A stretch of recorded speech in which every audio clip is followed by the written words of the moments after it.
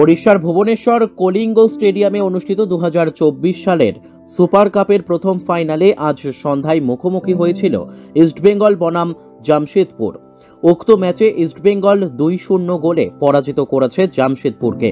দুটি গোল করেন হিজাজি মাহের ও সিভেরিও। আগামী 28 জানুয়ারি অর্থাৎ আগামী রবিবার ফাইনালে ইস্টবেঙ্গল মুখোমুখি হবে মুম্বাই সিটি এফসি বনাম ওড়িশা এফসি দ্বিতীয় সেমিফাইনাল ম্যাচে জয়ী দলের সাথে।